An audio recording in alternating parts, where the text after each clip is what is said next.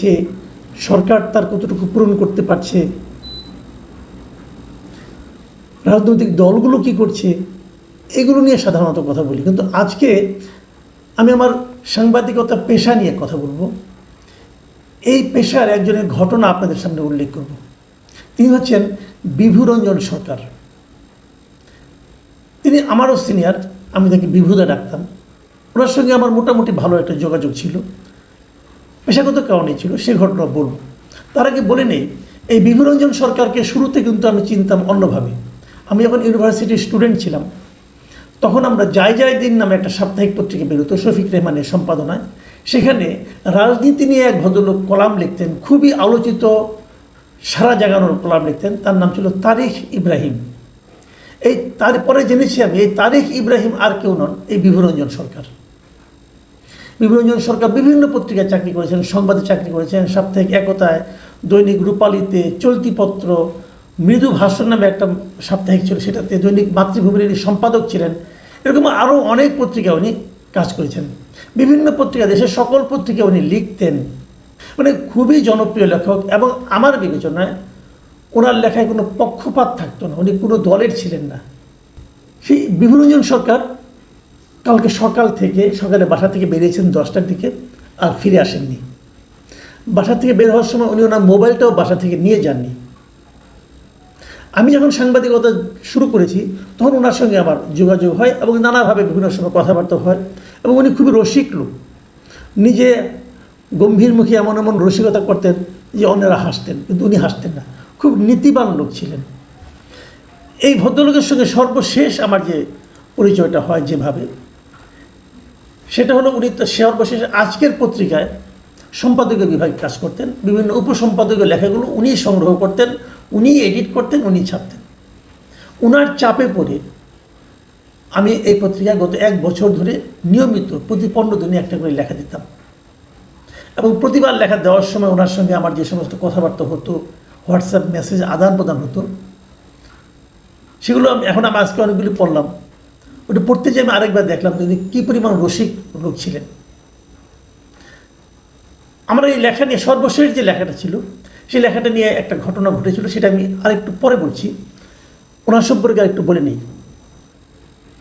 তো উনি যে কালকে সকালে বাসা থেকে বেরিয়ে গেলেন, সঙ্গে মোবাইলটাও নেন নাই, কিন্তু ওনার ছেলে আমাকে একটা মেসেজ পাঠিয়েছিলেন যে ওনার বাবা সকালে বেরিয়ে গেছেন, আর কোনো খবর নেই। আমি তারপর বিভিন্নভাবে খোঁজখবর করার চেষ্টা করলাম। আজকের পত্রিকায় যিনি ভারপ্রাপ্ত সম্পাদক কামরুল হাসান, উনি একসঙ্গে আমার কলিগ ছিলেন, এখনও নিয়মিত ওনার সঙ্গে আমার কথাবার্তা হয়। ওনাকে জিজ্ঞাসা করলাম, উনিও বললেন যে ওনারাও সবাই মিলে খুঁজছেন, কিন্তু যেহেতু সঙ্গে মোবাইল নেই, মানে খুঁজে খুব একটা সুবিধা করতে পারছেন না। হাসপাতালগুলোতে দেখেছেন, থানায় দেখেছেন, নানাভাবে যোগাযোগ হচ্ছে। আজকে খবর পেলাম যে ওনার লাশ পাওয়া গেছে মুন্সিগঞ্জে, মানে উনি মারা গেছেন। এই যে মারা গেছেন, উনি আত্মহত্যা করেছেন বলে মনে হচ্ছে। যেটা বাড়ি থেকে বের হওয়ার আগে 10টার দিকে বেরিয়েছেন, তার আগে উনি বিডি নিউজ 24-কে একটা লেখা পাঠিয়ে গেছেন। সেই লেখাটার নাম হলো, শিরোনাম হলো খোলা চিঠি। 21 আগস্ট সকাল 9:15টায় উনি লিখেন, এবং লেখার নিচে ফুটনোটে লেখেন, জীবনের শেষ লেখা হিসাবে এটা ছাপতে পারেন। 9:15টায় লেখাটা ওনাকে মেল করে দিয়ে বিডি নিউজকে উনি বেরিয়ে গেছেন। বাসা থেকে বলে গেছেন অফিসে যাচ্ছেন, অফিসে আর যাননি, চলে গেছিলেন মুন্সিগঞ্জ পর্যন্ত, ওখানে ওনার লাশ পাওয়া গেছে। এই লেখাটা আপনাদেরকে এটা আমি পড়ে শোনাতে চাই। এটা পড়লে, পুরোটা পড়বো না, আমি বিশেষ বিশেষ অংশ পড়ব। এটা পড়লে আপনি বুঝতে পারবেন আপনারা যে একজন সাংবাদিকের জীবনটা আসলে কী, এবং বিভুরঞ্জনের জীবনটা আসলে কী। কয়েকটা জায়গায় খেলে পড়ে শোনাই। উনি একসময় খুবই বললাম অনেকগুলি পত্রিকায় চাকরি করতেন, এবং তারপর উনি এক জায়গায় লিখেছেন যে দৈনিক জনকণ্ঠ যখন জনপ্রিয়তার তুঙ্গে, তখন প্রথম পৃষ্ঠায় আমার লেখা মন্তব্য প্রতিবেদন হিসেবে ছাপা হতো, অথচ এখন কোনো পত্রিকায় লেখা পাঠিয়ে ছাপার জন্য অনুরোধ করেও ফল পাই না। আমার লেখা নাকি পাঠক আর সেভাবে খায় না। এই কথাটা শুনে না আমার একটু খারাপ লাগছে। কেউ নেই আমাকে উনি বলতেন, আমি বললাম দাদা আমি যে লিখি আমার লেখা কিছু হয়? তিনি আমাকে ফান করে বলতেন, আপনি লেখা তো পাবলিক পাঠক গোগ্রাসে খায়। আমি তখন বুঝিনি এই খায়টা ওনার মনের কোথায় ছিল, এখন বুঝি নিজের কাছেও খারাপ লাগছে। উনি এক জায়গায় লিখেছেন, এই যে মুক্তিযুদ্ধ মুক্তিযুদ্ধের পক্ষে থাকা এবং একটা ট্যাগিং হয়ে যাওয়া, ট্যাগ লাগাই দেওয়া ওনার শরীরে ওনার নামের সঙ্গে, এগুলো উনি দুঃখ করে লিখেছেন যে শুধু মুক্তিযুদ্ধ ও অসাম্প্রদায়িক গণতান্ত্রিক রাজনীতির পক্ষে অবিচল অবস্থানের কারণে আমাকে আজও আওয়ামী ট্যাগ দেওয়া হয়, কিন্তু আওয়ামী আমলেও কোনো বাস্তব পুরস্কার পাইনি।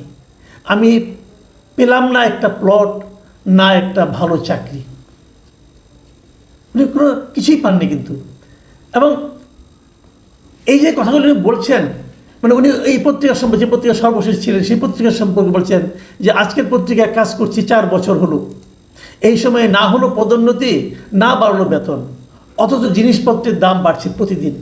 সংবাদপত্র আর কিভাবে ন্যায়ের পক্ষে দাঁড়াবে ঘরের মধ্যেই যেখানে অনিয়ম। এটা আজকের পত্রিকা একটা নতুন পত্রিকা, হয়তো এই নতুন পত্রিকা পারেনি, তাদেরও তো সামর্থ্যের কথা ভাবতে হবে, তারা হয়তো পারেনি, কিন্তু এই সবই ভাবলাম। কিন্তু সংসারে যে জিনিসপত্রের দাম বাড়ছে, চাহিদা বাড়ছে, এটার সঙ্গে আপনি কীভাবে ম্যানেজ করবেন? তবু তারা পত্রিকায় কিছু টাকা দেয়, অনেক পত্রিকা তো বেতনও দেয় না ঠিকঠাক মতো, তাদের এখানে কীভাবে চলে সাংবাদিকদের ভাবেন একবার। এবং উনি কীভাবে চলতেন শেষ দিকে উনি বলেছেন, ওনার কিন্তু 1 ছেলে 1 মেয়ে, ছেলেমেয়েরা ভালো লেখাপড়া, কিন্তু ছেলেটা অসুস্থ ছিল, ইঞ্জিনিয়ারিং যদি পাস করেছে, ভালো চাকরি হচ্ছে না, এগুলোও বলেছেন।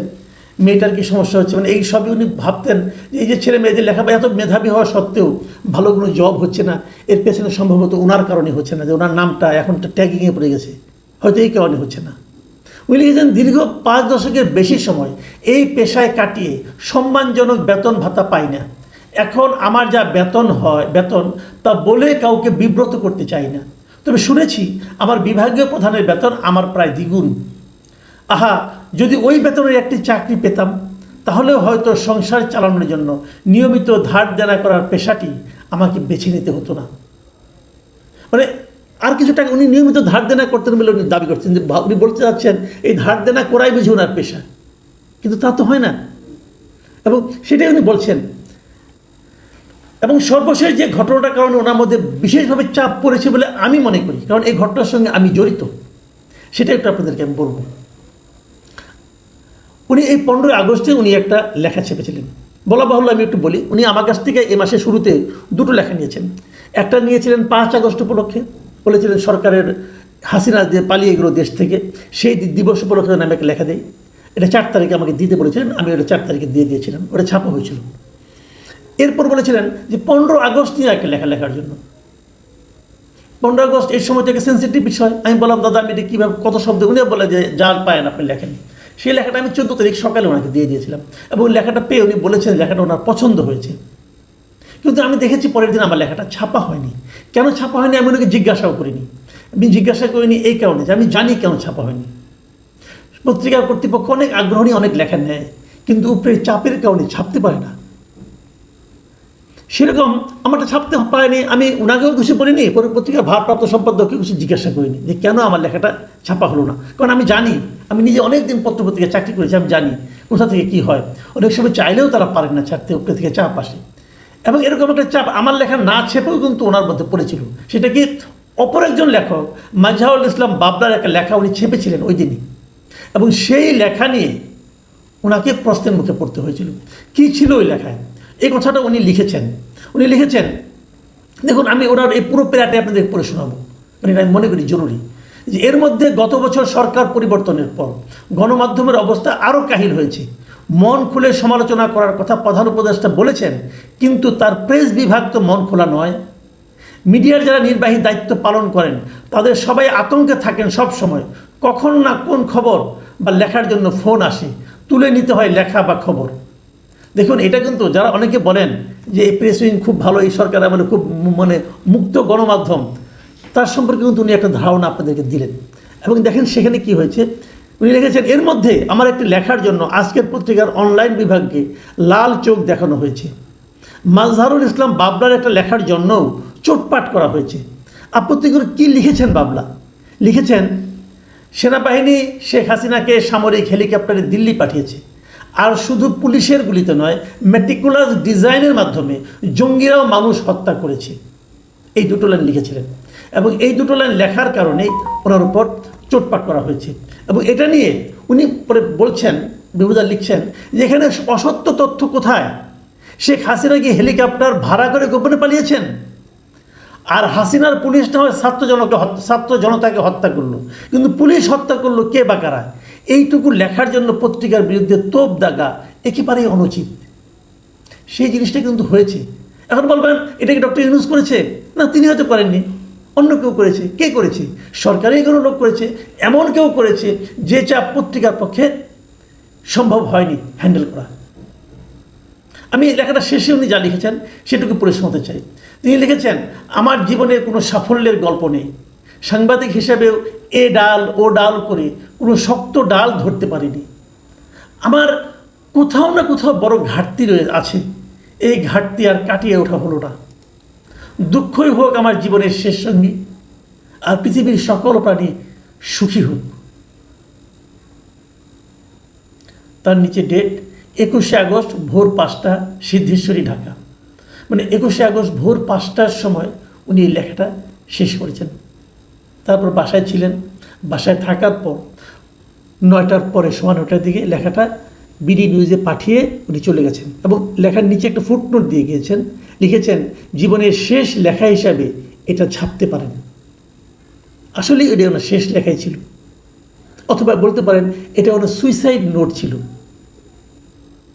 তারপরে তো ওনার লাশ আমরা একদিন পরে উদ্ধার করতে পারলাম। একটা সাংবাদিকের জীবন কি এভাবেই যাবে? এভাবেই যায়? আপনি ভাবেন একজন সাংবাদিকের জীবনটা কেমন যায়? 10 বছর 15 বছর চাকরি করার পর বকেয়া যে পাওনাগুলি সেগুলো পর্যন্ত নিতে তাদেরকে আইন আদালত করতে হয়। পেনশন তো দূরের কথা, যখন তার চাকরিটা শেষ হয়ে যায় তখন তো তার সেই শারীরিক ক্ষমতাও থাকে না। তাহলে এই রাষ্ট্র এই সাংবাদিকদের কাছ থেকে খুব নীতি নৈতিকতা আশা করে, তারা কীভাবে দেবেন ভাবুন একবার। তারপরে শুনতে হয় ট্যাগিং, তারপরে শুনতে, ওই দিন দেখলাম একজন বিখ্যাত ইউটিউবার, বিখ্যাত সোশ্যাল মিডিয়া ব্যক্তিত্ব আমার সম্পর্কে লিখেছেন, মাসুদ কামাল কবে সাংবাদিক ছিলেন? 36 বছর ভাই, আর জীবনে কিছুই করি না, এই কাজটাই করেছি। 14টা প্রতিষ্ঠানে চাকরি করেছি, করার পর 2022 সাল থেকে আমি আর কোনো পত্রিকায় চাকরি করি না। আমি নিজে এখন ফ্রিল্যান্সিং করি। এই গত সপ্তাহে লিখেছি ডয়েচে ভেলেতে, লেখালেখি করছি। তারপর ওনার মন ভরে না, উনি জানতে চাচ্ছেন আমি কোথায় সাংবাদিকতা করেছি। এই হলো আমাদের প্রাপ্তি। আমাকে নিয়ে 10টা কথা বলেন ভাই, আমার কোনো সমস্যা নাই, কিন্তু আমার দুটো বিষয় নিয়ে কথা বলেন না প্লিজ। 1 নম্বর হলো আমি কবে সাংবাদিকতা করেছি এটা জিজ্ঞাসা করেন না। আমার ফেসবুকে এটা ওপেন আছে, দেখেন আপনারা। এই প্রশ্ন শুনতে হয় এই বয়সে এসে।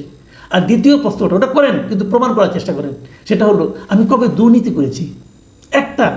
একটা দুর্নীতির খবর আমার নামে বের করতে পারলে চ্যালেঞ্জ, এই ওপেন চ্যালেঞ্জ করছি, আর জীবনে কথা বলবো না।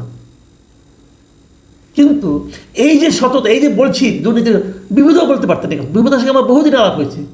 বিভূতি আমাকে বলতেন, মাসুদ কামাল এখন বলছেন আমার বয়সে আসেন, তখন দেখবেন এই দুর্নীতি করি নাই যেটা বলে অহংকার করছেন, এটা এক সময় অনুতাপের কারণ হতে পারে।